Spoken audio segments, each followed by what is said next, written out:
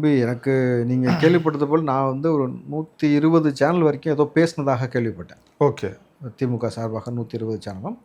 Influencers correct தான். 100 influencers வரைக்கும் பேசியிருக்கிறாங்க அப்படின்ட்டு. அவர்கள் மூலம்லாம் வந்து பார்த்தீங்கன்னாக்கா, எந்த அளவுக்கு ட்ரோல் கன்டென்ட்டை உருவாக்குறது, மீம்ஸ் உருவாக்குறது, அவர் மீது வந்து ஃபேக்கான நியூஸ் உருவாக்குறது, அவருக்கு அகென்ஸ்டாகவே தொடர்ந்து பேசுறது, அவர் வந்து இந்த மாதிரி அந்த மாதிரின்னு சொல்லிட்டு மக்கள் மனசில் தொடர்ந்து ஒரு விஷயத்தை விதைச்சிக்கிட்டே இருக்கும் பொழுது ஒருவேளை இருக்குமோ அப்படின்னு தோணும் இல்லையா? அதற்காக வந்து எடுக்கக்கூடிய முன்னெடுப்புகள் வந்து நடத்தப்படுகிறதாகத்தான் நானும் கேள்விப்பட்டேன். சப்ஜெக்ட் டு வெரிஃபை, நம்ம வெரிஃபை பண்ணிக்கலாம். நான் கேள்விப்பட்ட வரைக்கும் அது கிட்டத்தட்ட உறுதியாகத்தான் தெரிகிறது. ஸோ இவர்கள் இது அரசியலில் ரொம்ப சாதாரணமாக நடக்கிற நிகழ்வானா, அதை வந்து திமுகன்னு இல்லை, அது எல்லா கட்சியுமே தனக்குன்னு ஒரு ஐடி விங்க வச்சுருக்கிறது போல் தனக்கு ஃபேவராக சேனல்ஸில் வந்து பேசுவாங்க. தனக்கு அதுக்கு வந்து இவர்கள் விளம்பரம் கொடுப்பாங்க, மந்த்லி பேமெண்ட் கொடுப்பாங்க, அவர்கள் சார்ந்த செய்திகளை போட சொல்லுவாங்க, அவர்கள் சார்ந்து இருக்கக்கூடிய ஆட்களை அதிகமாக கூப்பிட்டு இன்டர்வியூ பண்ண சொல்லுவாங்க.